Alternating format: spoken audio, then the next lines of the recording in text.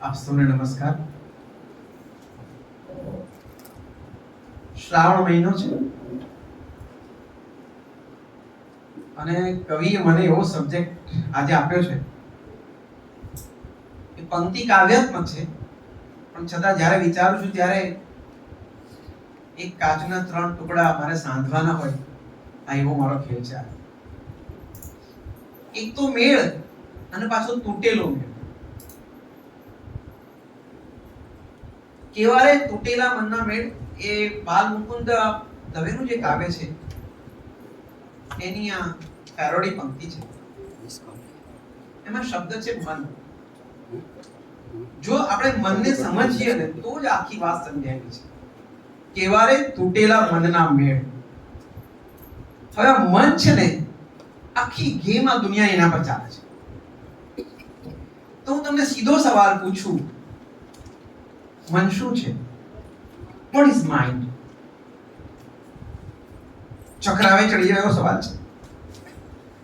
બહુ સંશોધનો થયા છે આના વિશે અને છતાં સંતોષકારક જવાબ તો મળ્યો જ નથી. મન શું છે? સાહેબ લુધિયાને એમ લખ્યું કે सुख की गलियां दुख के कांटे मन सबका आधार, मन से कोई बात छिपे ना मन के नैन हजार, मन से जग से चाहे भाग ले प्राणी मन से भाग न पाए तोरा मन दर्पण कहलाए. એટલે તારું મન દર્પણ કહેવાય, પણ કહેવાય છે મન દર્પણ છે એવું નથી કહ્યું, એ વ્યાખ્યા નથી થતી. તો મન શું છે? હું તમને કહું, અધ્યાત્મ માર્ગનો પણ ગહન પ્રશ્ન છે, મન શું છે? અને આખો જે ખેલ છે આપણી પંક્તિનો, આપણા જીવનનો એક ભાગ દાંપત્ય જીવનનો, મૈત્રી જીવનનો, આના પર ચાલી રહ્યો છે. એક નાનકડી વસ્તુ છે, તો જરાક આપણે એને ફોકસ કરીએ. શું છે? એવું લાગે છે, બહુ વખત બહુ વ્યાખ્યાઓ વાંચી છે, જેટલી સમજમાં આવે એના વિશે વિચારો કર્યા છે, પછી એવું લાગ્યું છે કે મન છે ને કઈ નથી, એ એક વાદળ છે. એ એવું વાદળ છે. વાદળ શેનું બન્યું છે ખબર તમને? વાદળ વાયુના બનેલા, અને મન પણ આવા જ વાયુનું બનેલું છે. આપણે ઘણીવાર કહીએ છીએ આને વિચાર વાયુ થયું છે, આ વાયુ શબ્દ. તો મન છે ને વાદળ છે. હવે વાદળ તમે જો એના પર જો સૂર્યના સોનેરી કિરણો પડે તો વાદળ સોનેરી લાગે, એની કિનાર સરસ લાગે સોનેરી. એના પર ચંદ્રના કિરણો પડે તો રૂપેરી લાગે. તો એના પર જે કલર પડે એવું એ દેખાય વાદળ.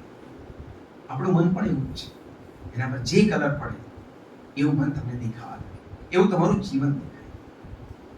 તો મન પહેલા તો વાદળ છે. બીજું, મનનો સ્વભાવ છે ને પાણી જેવો છે. આ ઓળખી લેવાની વસ્તુ છે. બરાબર, મને જરા પકડી લઈએ પાન તો પછી આગળનો રસ્તો બહુ સહેલો થઈ જશે. મનનો સ્વભાવ કેવો છે? પાણી જેવો છે. કેવી રીતે તમે કહેશો? પાણીનો એક સ્વભાવ છે કે તમે ઢોળો જો એને નીચે, તરત જ નીચે તરફનો ઢાળ હોય ને એ તરફ પાણી વહેવા માંડશે. એને હંમેશા નીચે જ જવું ગમે છે. મનનું પણ એવું જ છે, હંમેશા નીચે તરફ જ જવું ગમે છે. એને હંમેશા નેગેટિવ વિચારવું, ખોટી દિશામાં જવું, એ જ એને બહુ જ ગમે છે. એ મનનો સ્વભાવ, બેઝિક સ્વભાવ કહું છું, બેઝિક સ્વભાવ છે. મન બેઝિકલી નેગેટિવ છે, બેઝિકલી. તો હવે તમારી દાખલા તરીકે પાણી છે તમારી નીચેની ટાંકીમાં, ગ્રાઉન્ડ ફ્લોરમાં, અને તમારે 7મે માળે પાણી ચડાવવું છે. તો તમે એને વિનંતી કરો, પાણી ઉપર આવ, અમે પાઇપ મૂકી છે, તો પાણી ઉપર નહીં આવે. તમારે રિક્વેસ્ટ કરવાથી નહીં આવે. તો શું કરવું પડશે? તમારે પંપ મૂકવો પડશે. તમે પંપ મૂકીને ચાલુ કરશો તો એ પંપથી પાણી ઉપર જશે. મનનું પણ એવું જ છે સાહેબ.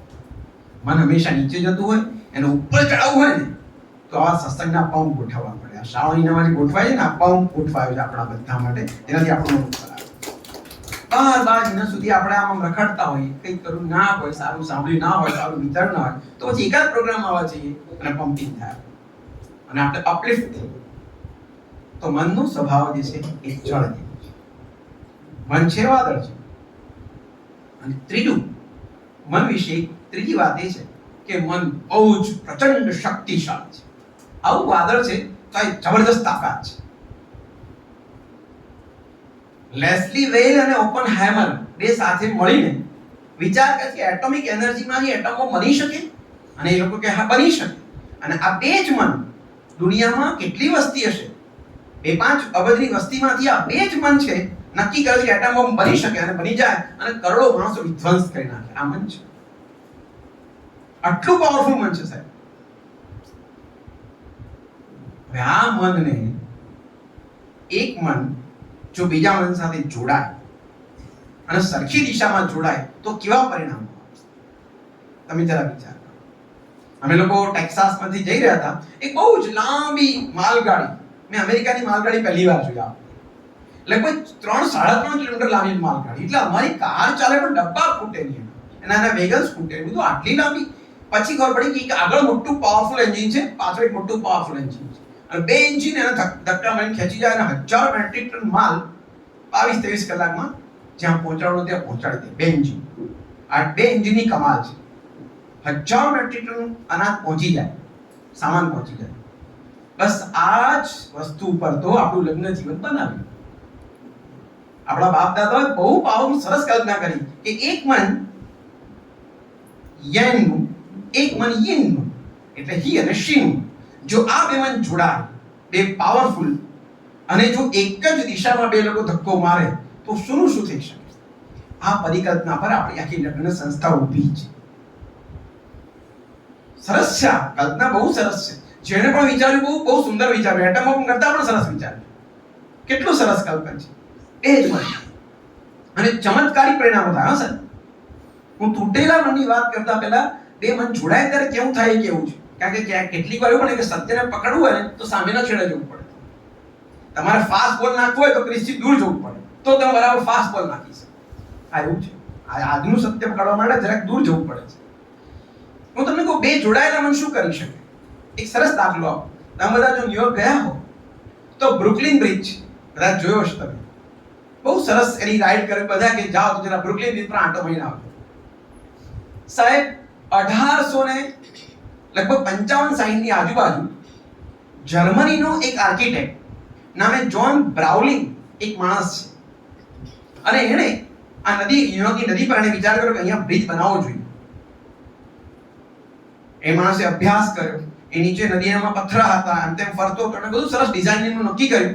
એ પથરાઓમાં ફરતા ફરતા એને ડિઝાઇન તો બનાવવા માંડી, નકશાઓ બનાવવા માંડ્યા, પણ એક દિવસ એનો પગ એમાં છુંદાયો પેલા પથ્થરોમાં, કારણ કે હજુ તો બહુ રો હતું. એનો અંગૂઠો છુંદાઈ ગયો, અને ગેંગ્રીન થઈ ગયો, એનો અંગૂઠો કાપવો પડ્યો. અંગૂઠો કાપતા ધનુર્વાત થઈ ગયો, ટીટનસ થઈ ગયું, અને એ માણસ મરણ પથારી આવી ગયો.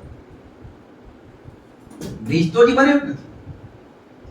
એટલે એણે એના દીકરા વિલિયમ રાઉલિંગને કહ્યું કે બેટા, મેં આ કામ માથે લીધું છે, પણ હવે તારે કરવું પડશે, કારણ કે હું તો હવે છું ને નથી. એને બધું સમજાવે કે તું આમ કરજે. આર્કિટેક્ટનો દીકરો, એ પણ આર્કિટેક્ટ ભણેલો, એટલે બહુ વાંધો તો નહીં આવ્યો.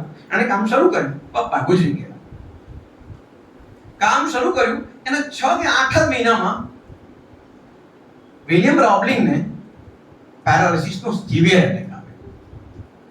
એટલો બધો સિવિયર એટેક કે પથારીમાં પણ એનો પગનો અંગૂઠો હલાવી ન શકે. હાથ હલાવવાની વાત તો બાજુમાં રહે. He was completely confined in the bed. બહુ મુશ્કેલ પરિસ્થિતિ હતી, અને બ્રિજ બનાવવાનું બાકી છે. ત્યારે એની પત્નીનું નામ છે એમિલી બ્રાઉલિંગ. એમિલી એન્જિનિયરિંગ ભણેલી, આર્કિટેક્ટનું નહીં. 4 મહિના પછી એમિલીને ખબર પડી કે એનું વર્ષ સેસે જ આંગળી આમ સેસે જ હલાવે છે, એનાથી વિશેષ કાંઈ થતું નથી, બસ આંગળી એક બે હલે છે. એણે કીધું આટલું પણ કાફી છે મારા માટે. આ નાની નાની આંગળીઓ હલે છે, એના પર કાફી છે. ધીમે ધીમે એ જ આંગળીઓના સંકેત બદલીને બંને જણાએ કોમ્યુનિકેશન શરૂ કર્યું. સાહેબ, તમે નહીં માનો, એ જ વિલિયમ બ્રાઉલિંગે આંગળીઓના ઈશારાથી એની પત્નીને કેલ્ક્યુલેશન કરતા શીખવાડ્યું. ઓલી છોકરી જાતે જાતે કેલ્ક્યુલેટ કરી કે બતાવી દીધું, બરાબર છે, આ બરાબર છે, આ રીતે બરાબર છે, આ ડિઝાઇન તો હું પાસ કરું. સાહેબ, 10 વર્ષ નોન સ્ટોપ બંને જણાએ કામ કર્યું અને બ્રુકલિન બ્રિજ બનાવ્યો. એમાં એમિલી બ્રાઉલિંગનું મોટું નામ થયું. John Rowling. આ બે જણ જોડાયા તો વિચાર કરો, એના પછી હજારો લોકો એ પરથી પસાર થયા. 1883માં આ બ્રિજ બન્યો. વિલિયમ બ્રાઉલિંગ સંપૂર્ણ પેરાલિટિક માણસ, પણ એનું બ્રેઇન ચાલુ, સેજ આંગળીઓ ચાલુ. બીજી બાજુ સંપૂર્ણ ત્યારે તેની પત્ની હું એમ કહું છું કે સમાજમાં પતિ પત્ની એટલે જ જોડવામાં આવે છે સાહેબ. રવિશંકર મહારાજ જે હતા એ કોઈ દિવસ કોઈના લગ્નમાં જતા જ નહોતા, કોઈ દિવસ ક્યારે પણ નહીં. એકવાર કોઈ એક જણના લગ્નમાં જવું પડ્યું. જ્યારે વરઘોડિયાને પગે લાગ્યા ત્યારે એક લાઈનના આશીર્વાદ આપેલા કે તમે સુખી કરવા માટે સુખી થજો. કેટલી સરસ વાત છે. તમે સુખી થવા માટે નથી આવ્યા, તમે તો સુખી કરવા માટે તમે પરણ્યા છો એકબીજાને. તો દાંપત્ય જીવનનો બેઝ આ છે સાહેબ. તૂટેલા મનની વાત પછી કરીએ આપણે, પહેલા બેઝ તો સમજી લઈએ, પહેલા મન સમજીએ, હવે એનો બેઝ સમજીએ. તો બેઝ શું કામ મળ્યા છીએ આપણે? આપણા થકી કોઈક તો બ્રિજ બને. ભલે બ્રુકલિન બ્રિજ ના બની શકે, પણ આપણા પડોશી સત્ય તો એક સરસ મજાનો બ્રિજ બની શકે. એના બાળકને આપણે કંઈક ભણાવી શકીએ. આપણી આજુબાજુની વસ્તીના કોઈ એવા માણસો હોય એને આપણે કામમાં આવી શકે. પતિ પત્નીમાંથી કોઈ પણ કામ કરી શકે. પણ મૂળ કથા તો આ હતી. પણ પ્રોબ્લેમ આપણે ઇક્વાલિટીનો થયો છે. પતિ અને પત્ની મને ઇક્વલ રહેવું જોઈએ. આ ઇક્વાલિટીમાં હું માનતો નથી, હું જાહેરમાં કહું. કારણ કે એવું જ છે સાહેબ કે તમે છે ને કોઈ તમે કોઈ વેપારીને ત્યાં જાઓ છો ને, તમે તમારા હૃદય પર હાથ મૂકીને બોલજો. તમે એની પાસે માંગો કે 500 ગ્રામ મને આટો આપ, પણ એ 500 ને બદલે 550 ગ્રામ આપે, તમને ગમે કે ના ગમે? એ 25 ગ્રામ વધારે નાખે તમને ગમે કોઈને કે ન ગમે? ગમે જ. આપણે પેલું 1 લીટર દૂધ લઈને ઉપર પેલું 10 ગ્રામ નાખે વધારે તો આપણને ગમે ને? તો સહેજ તો નમી જાય ને, એકદમ ઇક્વલ તો ના રહે ને, સહેજ નમે. આ સહેજ કોઈક નમે છે ને ત્યારે ચમત્કાર થાય. સહેજ નમવું પડે, એમ નહીં કે બંને ઇક્વલ. નો એકદમ થોડું નમેલું લે ચાલે, એની મજા પણ છે. આદિ શંકરાચાર્યના જે શિષ્ય હતા એનું નામ હતું મંડન મિશ્ર. મંડન મિશ્રના એક બહુ મોટા શિષ્યનું નામ હતું વાચસ્પતિ મિશ્ર. આ વાચસ્પતિ મિશ્ર બહુ મોટા પ્રકાંડ પંડિત, અને એમના ગુરુએ કહ્યું મંડન મિશ્રએ કે આદિ શંકરાચાર્યએ જે બ્રહ્મસૂત્ર ઉપર જે ભાષ્ય લખ્યું છે એના પર તું તારી ટીકા લખ, મતલબ તું તારા વિચારો લખ. આ તો ગુરુનો આદેશ, ના તો પડાય નહીં, મનગમતો વિષય છે. અને સાહેબ વાચસ્પતિ મિશ્રએ એક દિવસ સવારે શરૂ કર્યું લખવાનું, અને પછી નોન સ્ટોપ શરૂ કર્યું. એ માણસ ભૂલી ગયો કે આ દુનિયા છે, હું છું, મારું વિશ્વ છે, કશું જ નહીં. લખ્યા જ જાય છે માણસ, લખી જ જાય છે. નહીં, રોજ સવારે સંસ્કૃતના શ્લોક ગોઠવવાના મનમાં, પછી એનો અનુવાદ, પછી એના પરનું ભાષ્ય, આ બધું કરતા કરતા લગભગ 7 વર્ષ થયા. 7 વર્ષ સુધી આ માણસ ગ્રંથ લખ્યા કરે છે. 7મા વર્ષની સાંજે જ્યારે એણે લખ્યું ઇતિ શ્રી, અને આમ ઊંચું જોયું ત્યારે સાંજ પડી ગઈ. એક વ્યક્તિ દીવો કરી અને એની સામે થાળી ગોઠવી રહી. એટલે એણે ઊંચું જોયું, પૂછ્યું તમે કોણ છો? એટલે એણે કીધું હું તમારી પત્ની ભાવતી. મને કેમ ખબર નથી? તો કે તમે વ્યસ્ત હતા એટલે મેં કોઈ દિવસ યાદ ન કરાવ્યું. 7 વર્ષ દિવસ ને રાત એક પત્ની એના વરને એટલું બધું ફીડિંગ કર્યું કે એક દુનિયાનો અદ્ભુત ગ્રંથ આપણને મળ્યો. છેવટે એ પતિને એમ લાગ્યું કે હું ક્યાંક ઊણો ન પડું, એટલે એણે બ્રહ્મસૂત્રની ભાષ્યનું નામ આપ્યું ભાવતી. એક જ એવો ગ્રંથ છે સાહેબ કે જે અદ્વૈતપનો ગ્રંથ છે અને નામ સ્ત્રીનું મૂકવામાં આવ્યું છે, ભાવતી. આ એક જણનું નમવું એટલે એક જણનું ઉપર આવવું છે. આ પસંદ દાંપત્ય તો આ છે આપણું. એક જણ નમેમાં કંઈ ખોટું નથી, પણ આ થવું જોઈએ. ચલો હું તમને જૂના દાખલા આપું છું, ફોરેનના દાખલા આપું છું. કોઈ મને એવું પણ કહેતા કે તમે યાર બહુ જુદા દાખલા, હમણાંનો કન્ટેમ્પરરી દાખલો, હમણાંનો કન્ટેમ્પરરી. ચલો હમણાંનો દાખલો એવો છે કે પંકજ ત્રિપાઠીને તો તમે ઓળખો છો, બહુ સરસ મજાનો એક્ટર છે, બહુ અદ્ભુત એક્ટર છે. અને એન્ટર પ્લે કરે ત્યારે તો તમે ખુશ થઈ જાઓ, એટલું સરસ કરે. પંકજ ત્રિપાઠી અને ઇન્ટરવ્યુ એકવાર એવું કહ્યું કે હું બિહારમાં હતો, મને એક જ શોખ હતો નાના મોટા નાટકો કરવા. તે નાટકો કર્યા કરું અને મમ્મી પપ્પાને ખબર કે આ છોકરો કઈ બહુ કાળતો છે નહીં, પણ મને લડે નહીં, મારી વચ્ચે ના આવે. ઓકે, તારે જે કરવું એ કર્યા કરું. ઓ પૈસા તો મળે, પણ ભૂલે ચૂકે એકાદ વખત સિંગાપુર જઈ આવ્યો એક નાટક લઈને જાપાન જઈ આવ્યો. એમાં થોડા બધા મિત્રોમાં આપણું માન થઈ ગયું, સારું કરે, પૈસા કઈ આવે, અમફતિયું જીવ. એમાં ભાઈ સાહેબ પ્રેમમાં પડ્યા એટલે શાસ્ત્રવાળાને પૂછ્યું કે હવે આપણે લગ્ન એટલે ના પાડી હોતું હશે, આવો જમાઈ બિલકુલ ના છે. એકાદ નાટકમાં રખડી ખાઈને કામ કરે, જો કે પરણાવણી અમારી છોકરી બહુ રૂપાળી, છોકરી ભણેલી ગણેલી, BA નું છેલ્લું વર્ષ કરે.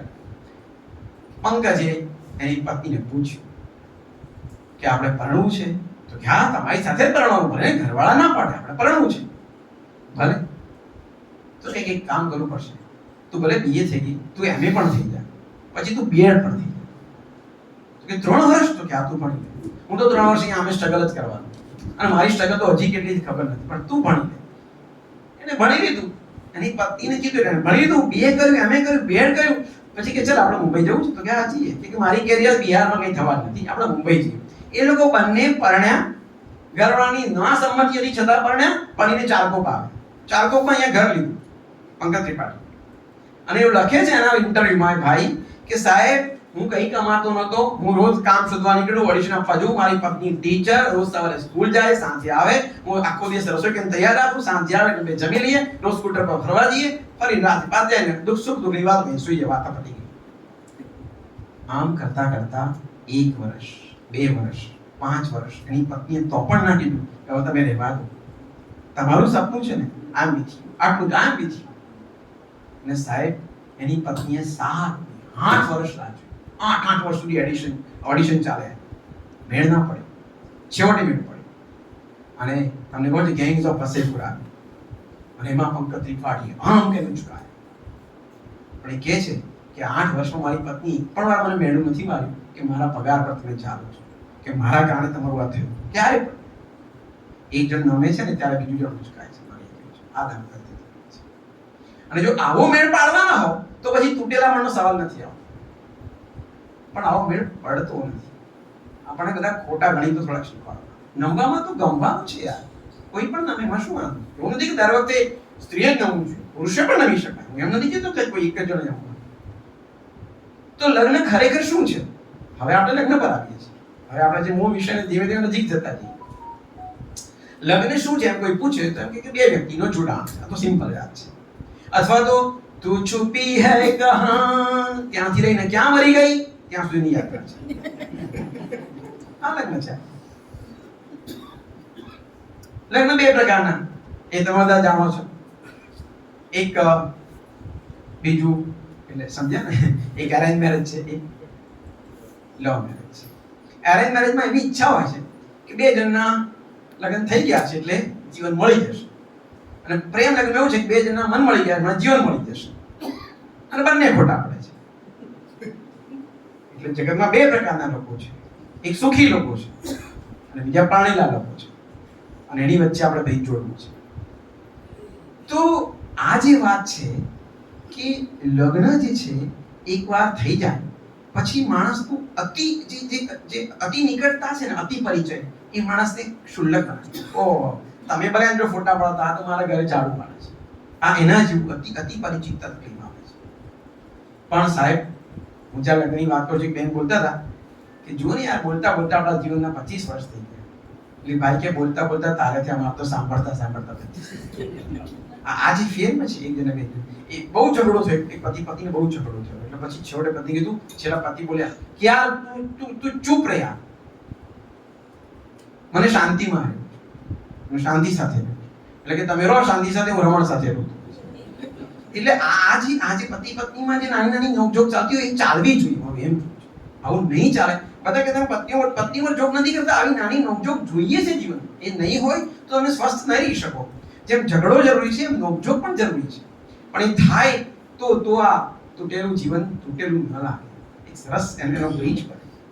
એટલે તો કીધું કે આઈ છે ને, આઈ ઊભો હોય છે ત્યારે બંને વચ્ચે દિવાલ બને છે, પણ જ્યારે આડો થાય છે ને ત્યારે બ્રિજ બને છે. બસ પતિ પત્ની વચ્ચે આ બ્રિજ બનવું જોઈએ. આઈની વાત છે. પણ બંને પોતપોતાના ઈગોને ઉભાવ છે. તમને ખબર છે લગ્ન તૂટવાના મુખ્ય કારણો શું છે?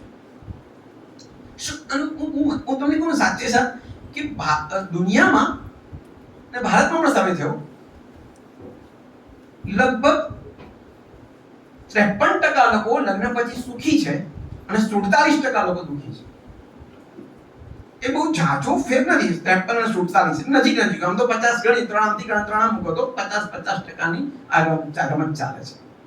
પણ હું તમને કહું ને, પણ લોકો કાટમાળ જેવું, ભંગાર જેવું લઈને જોતા બહુ સમાજના લોકો જોવા મળે છે. એટલે જ આજનો વિષય રાખ્યો કે આવું કેમ છે. દેખાય છે સારું, હોતું નથી. પ્રસન્ન દાંપત્ય તો કેવા ચમત્કારો સમજ્યા. વસંતભાઈ પારીખને તમે જુઓ, એમના પત્નીને જુઓ, કેવો ચમત્કાર કર્યો છે. દાહોદના આંખના ડોક્ટરને જુઓ, બે જણા ક્લિનિક ખોલી સાહેબ. આવી ક્લિનિક તો આખા એશિયામાં નથી સાહેબ. મફત દર્દીઓ માટે એમનો પતિ પત્ની એમની વાર્તા વાંચો તમે. પણ લગ્ન જે તૂટે છે એના મુખ્ય બે કારણો છે. જગતભરનો સર્વે કર્યા પછી હું કહું છું, જે બધા વાંચ્યા પછી, કે સૌથી મોટું કારણ જે છે એ છે એક્સ્ટ્રા મેરિટલ અફેર. લગ્ન બાહ્યતર સંબંધ જ્યારે બંધાય છે પુરુષનો કે સ્ત્રીનો, ત્યારે સૌથી મોટી દીવાર પિક્ચર શરૂ થાય જ્યારે એક્સ્ટ્રા મેરિટલ અફેર થાય છે. એ ઘા કોઈ પુરુષ સહન નથી કરી શકતો, કોઈ સ્ત્રી સહન નથી કરી શકતી.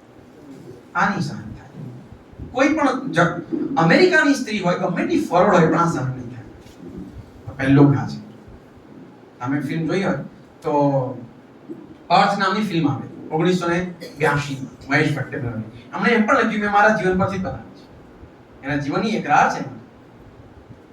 બહુ બનતું નથી. કુલભૂષણ ખરબંદા જે છે એ શબાના આઝમી સાથે સુંદર જીવન જીવતો હોય છે. અચાનક સ્મિતા પાટીલના પ્રેમમાં પડે છે અને સ્મિતા પાટીલ સાથે રહેવા ચાલુ જાય છે. સ્મિતા પાટીલ થોડી સ્કિઝોફ્રેનિક છે. એને થોડા વર્ષ પછી એમ લાગે કે આ નકામો માણસ જો એની પત્નીને છોડી શકતો તો મને પણ છોડી દેશે. એટલે એને ધક્કો મારી બહાર કાઢે, તું નીકળ મારા ઘરથી. ઓલો નીકળી જાય છે અને નીકળ્યા પછી એ પાછો શબાના પાસે આવે છે અને કહે છે कि मैं अभी नए सिरे से जीना चाहता हूँ, मैं उसको छोड़ के आया.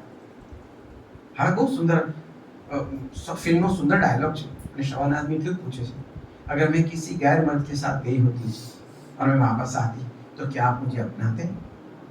અને કુલભૂષણ ખરબંદા એમ કે નહીં, ये मैं नहीं कर सकता. ત્યારે કલીમ કહે છે मैं भी ये नहीं कर सकता. અને ગુડ બાય ટીમ ચાલી જાય છે. આ એક્સ્ટ્રા મેટર છે. પણ કેટલીક સ્ત્રીઓ તો બહુ પુણ્યવાળી છે, આનાથી પણ સુંદર. કેવી કોને પોતાનો પતિ બીજાના ચંગાલમાં ફસાતો ધીમેથી સિફતથી કાઢી લે, ખબર ના પડે પેલીને કા જતો રહે પાસે. એવી પણ કેટલીક ટ્રીક હોય છે. ફિલ્મ સિલસિલા યાદ.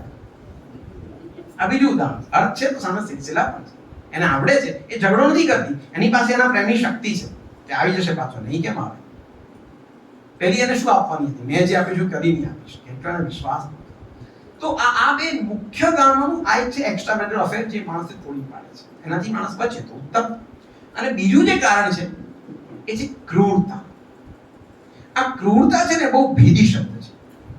ક્રૂરતા બે પ્રકારની હોય છે, એક માનસિક અને એક શારીરિક. અને પુરુષો મોટે ભાગે શારીરિક ક્રૂરતા આચરતા હોય છે. તમે જુઓ લગભગ 30% ભારતીય 30% પુરુષો, આમ તો અભ્યાસ પછી હું વાંચવા મળ્યું કે 30% ભારતીય પુરુષો શારીરિક રીતે પોતાની પત્ની પર હુમલો કરતા હોય છે. 30%. બહુ મોટો આંકડો કહેવાય. 100માંથી 30% હાથ ઉપાડે. બહુ જ ખરાબ. ગઈકાલે એક કિસ્સો વાંચ્યો, પત્નીએ મનગમતું ભોજન ના પીરસ્યું, બસ આટલી નાની વાતમાં પેલો બહુ ગુસ્સે થઈ ગયો. પતિ ઊભો થયો, કિચનમાં ગયો અને પેલું ફ્રાઈંગ પેન આવે એના માથામાં જોરથી. આ ગઈકાલનો કિસ્સો. જો આ શારીરિક અત્યાચાર, માનસિક તો ખરો જ, તો આ ક્રૂરતા એ બીજું કારણ છે જેના કારણે આપણા લગ્ન જીવન તૂટી રહ્યા છે. તો એક એક્સ્ટ્રા મેરિટલ અફેર અને ક્રૂરતા, જો એમાંથી બચી શકાય તો પછી સરસ જીવન છે. તો પછી બહુ વાંધો. પછી નાના નાના કારણો તો ચાલે, પણ હું તમને કેટલાક એવા વિયર્ડ કારણો કહેવા માંગુ છું આજે, જે સાંભળીને તમને એમ થાય કે ના હોય, આવું હોય જ ના શકે, પણ આવું થયું છે સાહેબ. આ ખરેખર થયું. એ મારે તમને થોડાક વિયર્ડ કારણો આજે કહેવાય. અને આપણને નવાઈ લાગે કે આ મનુષ્યનું મન છે, મનુષ્યનું મન આવું હોઈ શકે. તમને એક થોડાક દાખલા. અમેરિકામાં 2016માં એક હસબન્ડે ડોનાલ્ડ ટ્રમ્પને વોટ આપ્યો. આ બાબત પર એક પત્નીની સાથે છૂટાછેડા લીધા. કેની બી પણ આ હકીકત છે. એનાથી આગળનો કિસ્સો. એક હસબન્ડે ડોનાલ્ડ ટ્રમ્પની ઓફિસમાં જોબ લીધી, ખાલી જોબ. હવે તો એની જરૂરિયાત છે. એની પત્નીને ખબર પડી, એને છૂટાછેડા લીધા. જો કયા લેવલના માણસો છે. ત્રીજો કિસ્સો ભારતનો કહું. 2014માં નોઈડાના ભણેલા ગણેલા પતિ પત્ની, ભણેલા ગણેલા નોઈડામાં આઈટી જોબ કરતા બે પતિ પત્નીમાંથી પતિ જે છે મોદી સાહેબનો ફેવરિટ, એટલે મોદી સાહેબના ફેવરિટ, અને કેજરીવાલ ફેવરિટ હતા પત્નીના. લગભગ 4 દિવસ ઉગ્ર ચર્ચાઓ પછી નક્કી કર્યું આપણે છૂટા પડી જઈએ, એટલે કે ડાયવર્સ લીધા. મોદી સાહેબ વર્સિસ કેજરીવાલ સાહેબ, અને ડાયવર્સ આપણાથી. Can you believe? આ કયા લેવલના મન છે? એનાથી વિચિત્ર કિસ્સો કહું. ઇટાલીમાં એક હસબન્ડ ને વાઈફ સમુદ્ર કિનારે ગયા. ઓલી નાઈને પાછી આવી એટલે ડાયવર્સનો કેસ દાખલ. કિસ્સો શું, કારણ શું? તો કે આને એટલી ખબર નથી પડી કે વોટરપ્રૂફ મેકઅપ કેવી રીતે કરાય. ઓલી પાછી આવી ત્યારે મેકઅપ ના રહ્યો, નાઈ ના આવી એટલે મેકઅપ ના રહ્યો. આ માણસને ગુસ્સો આવ્યો એટલે એને છૂટાછેડાનો કેસ દાખલ કર્યો અને થઈ ગયા છૂટાછેડા. વોટરપ્રૂફ મેકઅપ ના હોય અને છૂટાછેડા થાય. તમે જુઓ કયા લેવલના લોકો શું જીવે છે. અરે તમને આ કિસ્સામાં વાંચતા એટલું ખળગડાટ હસ્યો પણ જુઓ ને પછી એમ થાય કે આવું માણસનું મન, એટલે છેવટે વાત તો મન પર પહોંચે. એક છોકરાએ એની પત્નીને ખાલી ફોન કરીને કીધું તારી સાથે ડાયવોર્સ લઉં છું, તલાક 3 વાર, કારણ કે તારી સ્કીન ડાર્ક છે. પણ તું તને આજે ખબર પડી? એ તો જ્યારે પરણે ત્યારે ખબર હોવી જોઈએ. પણ અચાનક 3 વાર, કારણ કે સ્કીન ડાર્ક છે. કુવૈતમાં એક છોકરો ને છોકરી પાણીને આવ્યા, પેલી છોકરીનો ગાઉન લાંબો હતો તો સેજ પગમાં ભરાયો એટલે પેલી બિચારી પડી નીચે. એટલે આ બોલે ઇડિયટ, બેવકૂફ. છોકરીને બહુ ખરાબ લાગ્યું. ત્યાં તેને ડાયવોર્સ માંગ્યા, છૂટાછેડા થઈ ગયા. ગબડી પડી તો પડે ને, એમાં શું માણસ પડે? પડે. પણ છૂટાછેડા થઈ. હવે તમે કહો કે આમાં આપણું જીવન બચે કેવી રીતે? કઈ રીતે તમે બચાવો અને છતાંય લોકો જીવે છે? મારે તમને એક એવો દાખલો આપવો છે. આના પછી મારે એક પણ શબ્દ બોલવો નથી, કારણ કે એ એવું કારણ કદાચ ભયંકર કારણ છે. આના જેવું કોઈ કારણ નથી. અને એ છે બ્રાઝિલનો એક ફૂટબોલર. આ કિસ્સો સાંભળીને તો હું ખરેખર હકબક થઈ ગયો કે હવે આના જેવું કોઈ વિયર્ડ કામ હોઈ જ ના શકે. બ્રાઝિલનો એક ફૂટબોલર નામે કાકા, એટલે કાકો નતો, આમ ગરડો નહીં, પણ એનું નામ કાકા સમથિંગ હતું. અને એ કાકાએ 2002 માં ફૂટબોલમાં બ્રાઝિલને વર્લ્ડ કપ અપાવવામાં જોરદાર રમત રમી અને ગોલ કર્યો. એટલો સારો ખેલાડી. અને 2005 માં એની બચપણની દોસ્ત સાથે પરણ્યો. 2015 માં એની પત્નીએ છૂટાછેડા લીધા. એની પત્નીએ લીધા, આઈ મીન ઇટ. પૂછ્યું પત્રકારે શું કારણ છે? ના વાંચ્યા પછી મને એમ થયું કે ભગવાન આનાથી વધારે કોઈ ખરાબ કારણ નહીં આપતો. તમને શું લાગે શું કારણ હશે?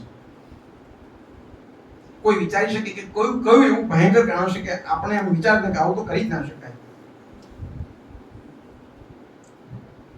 એની પત્ની એવું કહ્યું કે આ માણસે મને નાનપણથી બહુ સુખી રાખી. આ માણસે એટલું સરસ પરિવાર મને આપ્યું, એટલી પ્રતિષ્ઠા આપી. આ માણસ એટલો બધો પરફેક્ટ હતો, હું આની સાથે રહી જ ના શકું. આટલો સીધો, કોઈ એક્સ્ટ્રા મેરિટલ અફેર નહીં, કોઈ ઝઘડા નહીં, જે જોઈએ બધું લાવી આપે, બધું કરે. તો કે આ તો બહુ સીધો, આ ના ચાલે. હવે તમને કહી શકો તો ભગવાન કયા પ્રકારનો માણસ બનાવવો જોઈએ? આના પછી એમ વિચાર ભગવાન પોતે આવીને પૂછે તોય ખબર ન પડે હું કયો માણસ બનાવું જેથી છૂટાછેડા ના થાય. જેના થઈ જાય, કોઈના પણ થઈ જાય, થાય ને. માનો આ સાંભળ્યા પછી મને વિશ્વાસ ના રહ્યો મનુષ્ય જાતિ પરથી. એટલે પછી હિમાંશુ ભટ્ટનો શેર યાદ આવ્યો કે મનુષ્યને આજે દિશાઓ નડે છે. મનુષ્યને આજે દિશાઓ નડે છે, વિકલ્પો નડે છે, વિસામો નડે છે. મળે ના કશું તો અભાવો નડે છે, ને મળે જો બધું તો સ્વભાવો નડે છે.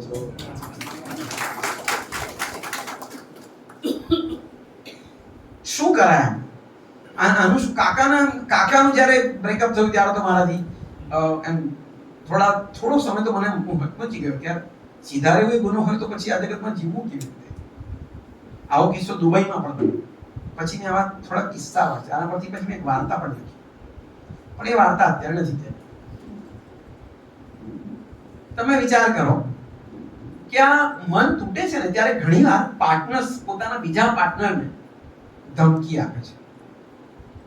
ધમકી બહુ ખતરનાક ધમકી હોય કે એક તો હું તમારું ઘર છોડીને કામ માટે ચાલી જઈશ, અથવા તો એની મોટી ધમકી કે ઉપરથી નીચે પડીને કૂદી જઈશ.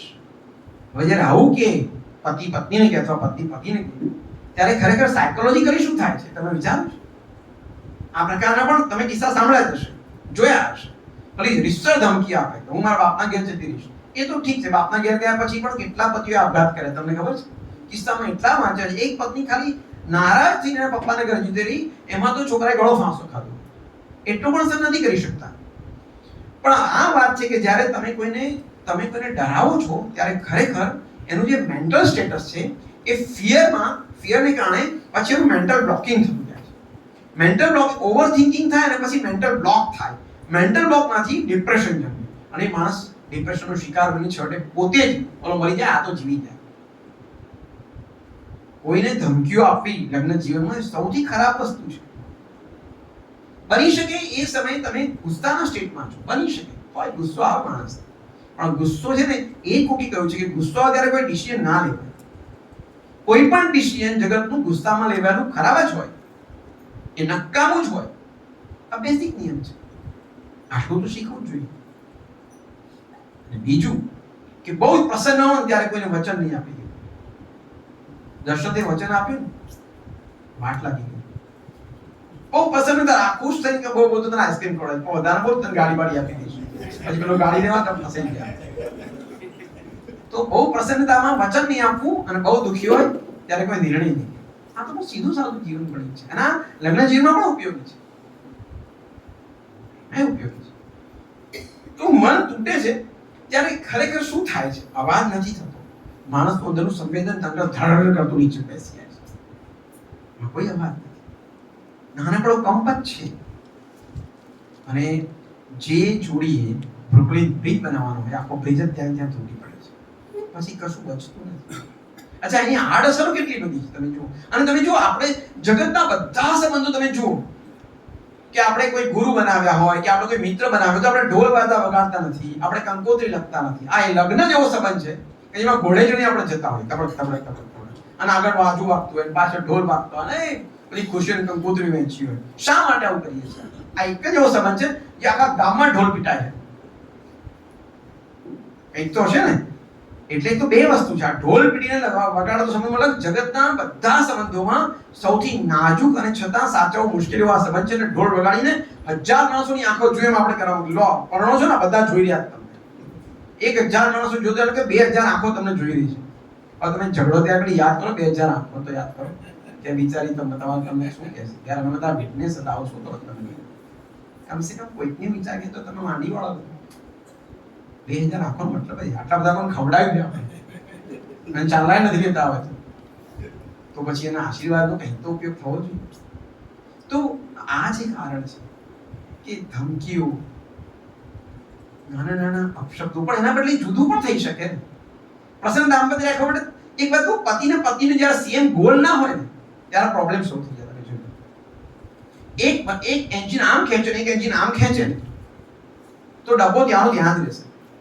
અને મોટાભાગના લગ્ન જીવન આવા છે, એક ઉત્તર ખેંચે દક્ષિણ ખેંચે. તમે જોજો, એટલે સેમ દિશામાં ધક્કો નથી વાગતો, બંને ત્યાં ત્યાં.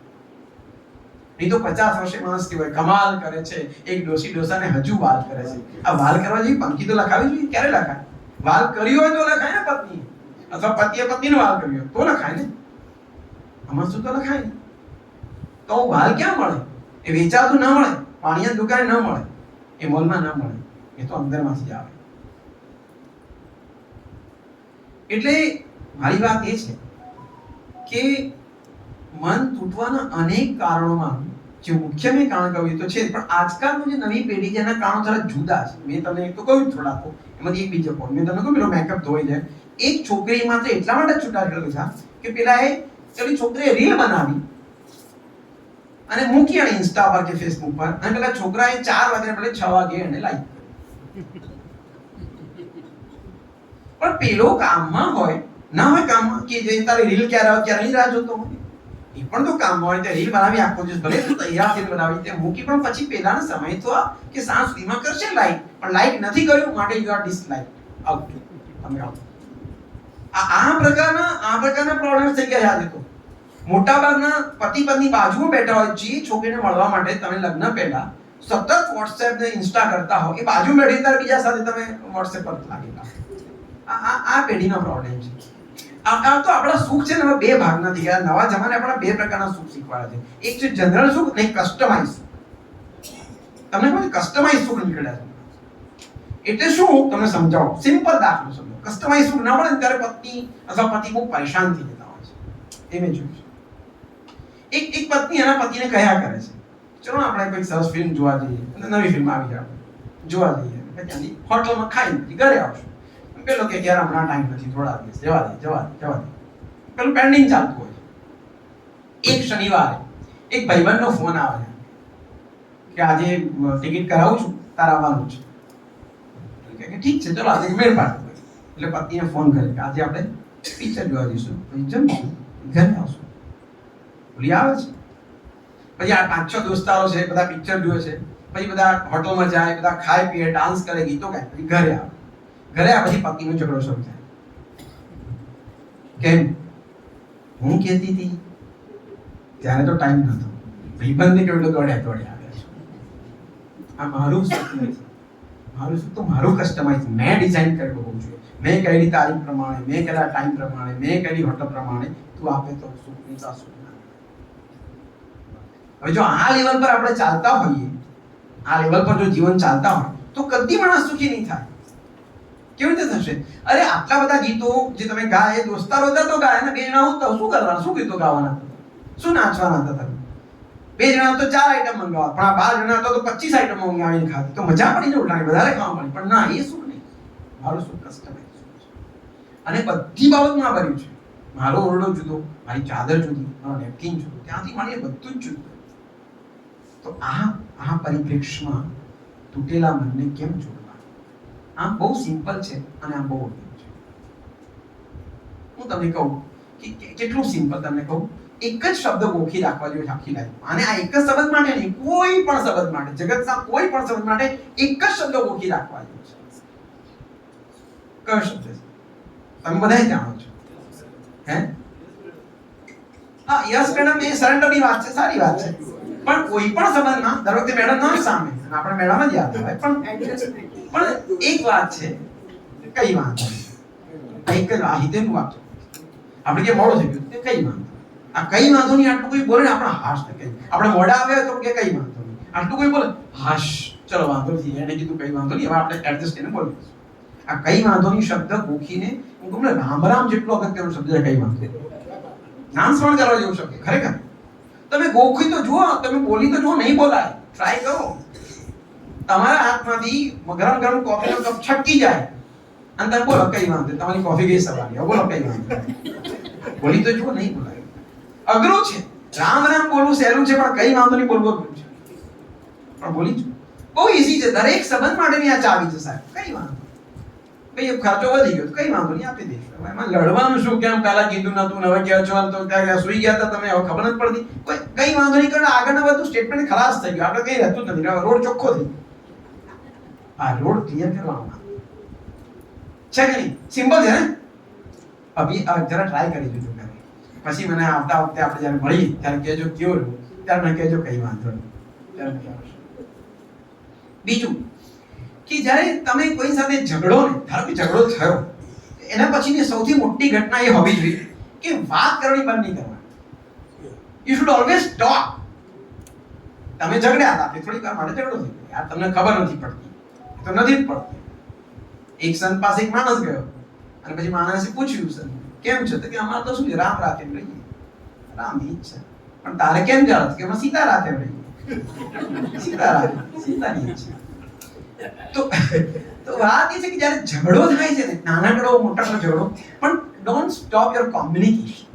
વાત તો કરવાની, ભલે ઓછી વાત કરો, ઓછી, પણ બંધ નહીં કરવાની. વાત બંધ થઈ ને એટલે સૌથી મોટો પ્રોબ્લેમ શું છે? મનને તરત જ પેલો ચાન્સ મળે છે પેલા નેગેટિવ વિચારને ઉત્પન્ન કરવાનો, એની આજુબાજુ ફરવાનો. અને ત્યાં શરૂ થયું ને, જો મનમાં ત્યાં શરૂ થયું તો તમે ગયા કામ, તમારા રિલેશન ટોક્સિક થઈ જશે. સો ડોન્ટ સ્ટોપ ટોકિંગ. બીજું બહુ સિમ્પલ છે. આ બધા આ કંઈ બહુ ગણિત નથી. આ તો એક નાની નાની વાતોમાં ખુશીઓ શોધતા શીખી જાય માણસ. અને હું બહુ જ લોકોને શોધું, જેના ઘેર જવું ને, જેને મળું ને, એમાં આ તો ગુણ શોધતો કે આ માણસ કઈ નાની વાતે ખુશ થાય. પણ એવું બહુ ઓછું જોવા મળે છે. નથી એવું તો નહીં કહું, બહુ ઓછું યાર. કેવી નાની બાબતમાં ખુશ થવાનું, બોલો તમને કહું. એક નાનકડી બેબી રસ્તા મળી ગયો આપણને અને કહે છે કેમ છો અંકલ, ગુડ ઇવનિંગ, કઈ જતી હતા, આપણે તો ખુશ થઈ ગયો. આમાં કઈ મોટી વાત નથી, પણ આ તો નાની વાત છે. પણ આવું કંઈ કરતું નથી. કોઈ આપણે અચાનક જ જય શ્રી કૃષ્ણનો ફોન કરે, જય શ્રી કૃષ્ણ, બસ એમ જ ફોન કરે તો મૂકી દે, તો આપણે તો ખુશ થઈ ગયા, વાહ કેટલી સરસ. એને આપણું કઈ કામ નથી. આજકાલ કોઈ કામ વગર ફોન કરતું નથી, ફોન જ નથી કરતા કોઈ. આમ તો અને કઈ ખાસ હોય તો કે હા પેલું કથા રાખીને ઘેર તો આવજો એમ. આટલા માટે ફોન કરે. પણ કઈ કારણ વગર કેમ છો, તમે મજામાં છો, આટલું કરવા કોઈનો ફોન નથી આવતા, આપણે કરીએ છીએ. છેલ્લે તમે આવો ફોન કોને કરે તો કશું કારણ વગર એટલું મજામાં છો ને, બધું બરાબર ચાલે છે, તબિયત સારી છે, ફોન મૂકી દો. કોઈ નથી. નાની નાની ખુશીઓ છે આમાં શું કરવાનું. પતિ પત્નીને જ્યારે પૈસા આપે, જો આપતા હોય તો, ઘણા તો ભૂલી જાય બિચારા, પણ આપતા હોય તો જ્યારે પતિ પત્નીને પૈસા આપે તો પત્ની તો ખુશ જ થવાનું ને. હવે એમાં નારાજ શું થવાનું? તો એમને નારાજ થઈ પત્ની લ્યો એમાં શું તેની ફરજ છે? અરે ફરજ છે ભલે, આપ ખુશ તો થાઓ, પૈસા તો આવ્યા ને યાર. બહાર જુઓ નીચે ભીખાની 5 રૂપિયા નથી મળતા, તમારા હાથમાં 25,000 કવર આવે, 50,000 કવર આવે છે, તો ખુશ થાઓ. પણ નાની વાતોમાં ખુશીઓ આપણે ભૂલી ગયા છે. આખું જગત સ્ટ્રેસમાં, વોટ્સએપમાં ખુશી સમાયેલી છે, બધા માને છે. આના સિવાય ક્યાંય ખુશી બહાર છે નહીં, આમ જ છે. અરે એવું નથી યાર, તું બહાર જરાક આકાશ કર. આપણને જેટલો રસ છે ને તે ટાટા સ્કાયમાં પડે ને કે ઓપન સ્કાયમાં નથી. એક વાર જરા ખુલ્લું આકાશ રાખે, કેટલી નાની વાત છે. પણ આવું તમે ઘરે જાઓ અને તમે કહો પ્રસન્ન દાંપત્ય જીવન કોને કહેવાય? તમે ઘરે જાઓ તમારી પત્ની હસતા મુખે તમને કહે ઓહો આવો આવો, તો સમજો કે તમારું જીવન બહુ સરસ છે. 90% કિસ્સામાં મેં આવું દ્રશ્ય જોયું નથી. 90%. અચ્છા આવી ગયા. એ જ એક સરસ શેર છે. એ જ લોકો આખરે ફાવી ગયા, જે સમયસર બીજને આવી ગયા. થાય મોડું તો કયું મોડું થયું, જલ્દી જઈએ કે તો આવી ગયા. હા પણ આવી ગયા તો કેટલી ખુશી. ચલો જલ્દી આવ્યા, સરસ સરસ. તો એક કામ કરે, ચલો આજે લસ્સી બસ્સી પી લઈએ, મસ્ત કોફી પી લઈએ, એક પિક્ચર જોઈ આવીએ જલ્દી ઘરે આપણા ટીવીમાં. આવું કંઈક તો હોય ને. ઉછળતો સમુદ્ર હોવો જોઈએ માણસ, પણ ઝરણા સુકાઈ ગયા, સમુદ્રની વાત તો બહુ દૂર છે. તો આ મેં કહેલું એમ કઈ વાંધો નહીં સૂત્ર યાદ રાખજો બધા લોકો જેને સરસ દાંપત્ય જીવન જીવવું છે. એ લોકો આટલું યાદ રાખજો. અને જેને સરસ સંબંધો રાખે બધા સાથે જગતમાં, આટલું જ કઈ વાંધો નહીં. અને કઈ વાંધો નહીં હૃદયથી હોવું જોઈએ, ખાલી બોલવા ખાતર. તમારું નુકસાન કરે, તમારા પૈસા લઈ જાય તો પણ કહેજો કઈ વાંધો નહીં, મારા નસીબમાં નહીં હોય, એનાથી વિશેષ કાંઈ. આટલું આપણે મારે તમારે જોયું એટલી વાર છે. તો વાત એ છે કે પતિ અને પત્ની અલ્ટિમેટલી સમજવું જોઈએ કે બંને એકબીજાના બોસ નથી યાર.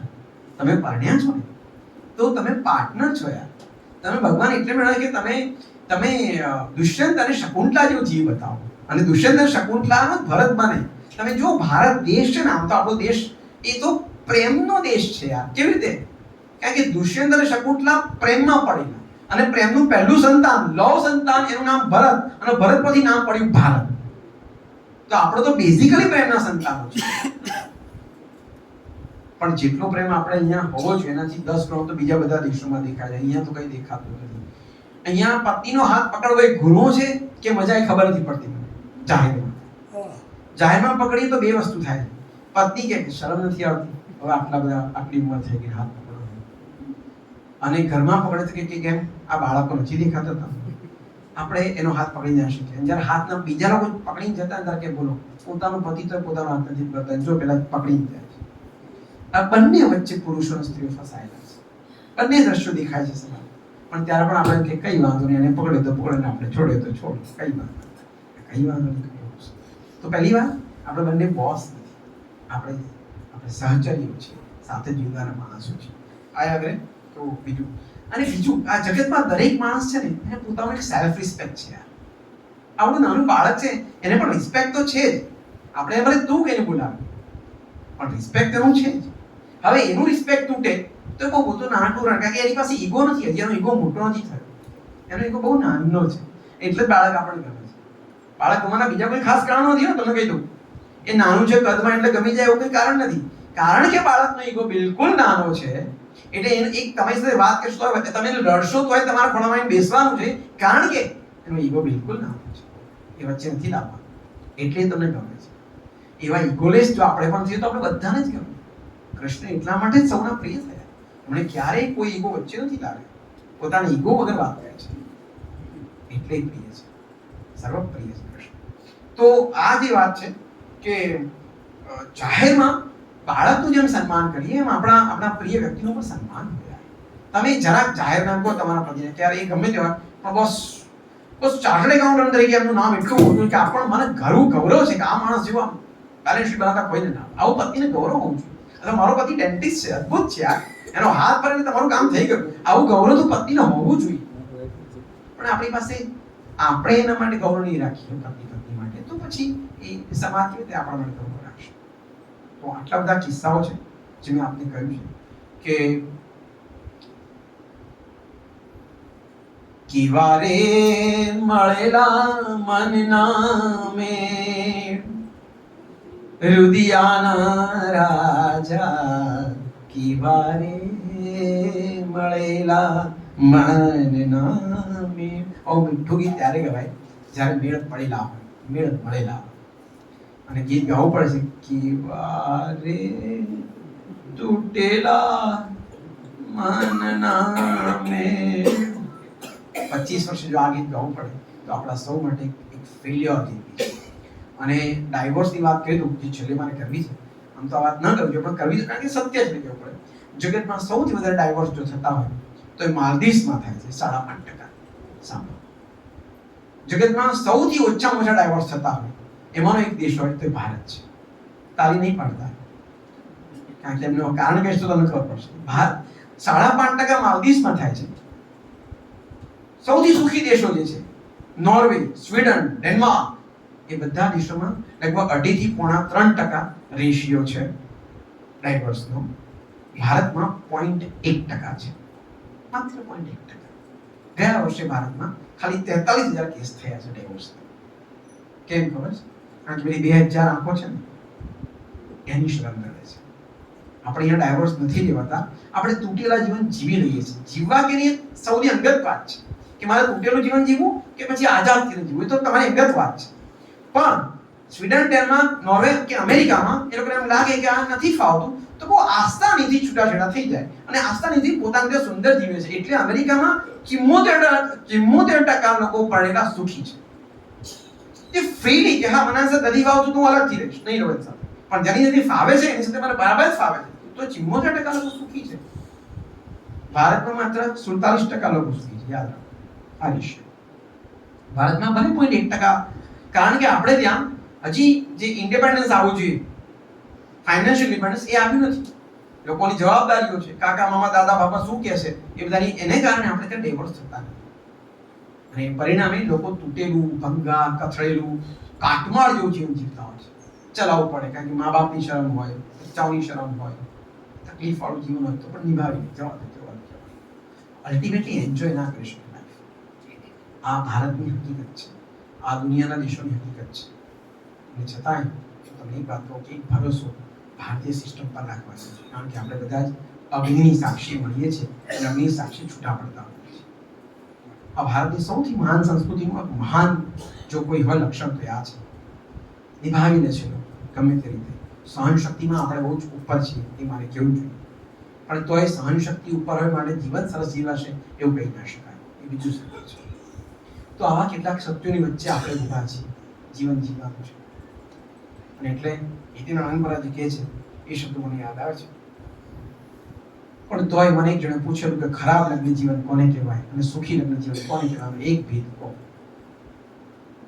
એક છેલ્લો ભેદ કહો, ખરાબ લગ્ન જીવન કોને કહેવાય? મેં કીધું અસંતોષનો અગ્નિ જ્યાં ભભૂકતો હોય એ ખરાબ લગ્ન જીવન. અને એકબીજાને જોઈને જરી ગમતું સ્માઇલ આવી જતું હોય તો એ સુંદર લગ્ન જીવન. આનાથી વિશેષ કોઈ વ્યાખ્યાની જરૂર નથી. જોઈને સ્માઇલ આવી જાય, કંઈ કરવાની જરૂર નથી. કઈ શું કઈ નહીં. તમે જો ઘણા મિત્રો પણ એવા છે, ઘણા હસબન્ડ વાઈફ નથી હોતા, એવા સરસ મિત્રો હોય છે લોકો. મેં જોયા એક પુરુષ અને એક સ્ત્રી, અથવા બે પુરુષ અથવા બે સ્ત્રી, એવા સુંદર મિત્રો હોય. આપણે ખુશ થઈ ગયો યાર આ લોકો પડ્યા નથી પણ આ લોકો જબરું જીવન રહે છે, એટલી મજા કરતા. અને એમાં કોઈ ગંદો સંબંધ ના હોય. કૃષ્ણ દ્રૌપદીના સંબંધની વાત કરું છું, એવા કેટલાક સંબંધો અત્યારે પણ દુનિયામાં છે, સુંદર જીવતા હોય, નિર્દોષ રીતે જીવાતું જીવન, અને છતાં એ જીવનની મજા જુદી હોય. પણ આ બધું ત્યારે થઈ શકે જ્યારે કઈ વાંધો નહીં નામનું જીવન સૂત્ર બને. મારું ફરીથી કહેવું છે કે આ સૂત્ર યાદ રાખજો. અને એટલા માટે મારે હિતેની પંક્તિઓ ટાંકીને વાત પૂરી કરવી છે કે નિયતિ સત્કારવાની હોય છે, હર ઘડી શણગારવાની હોય છે. તું બધી ફરિયાદ મૂકી દે, હવે જિંદગી સ્વીકારવાની હોય છે, જિંદગી સ્વીકાર કરવાની છે.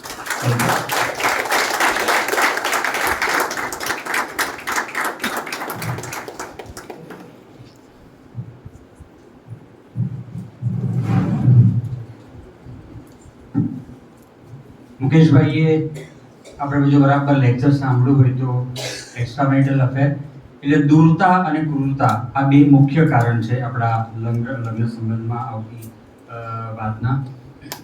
આજે મને યાદ આવ્યું કે છૂટાછેડા નામની સિરિયલનું શીર્ષક ગીત મેં લખેલું. 800 એપિસોડ થયેલા, એટલી સક્સેસફુલ સિરિયલ થયેલી. કારણ કે કેટલા બધા ઇન્સિડન્ટ્સ મળતા હતા.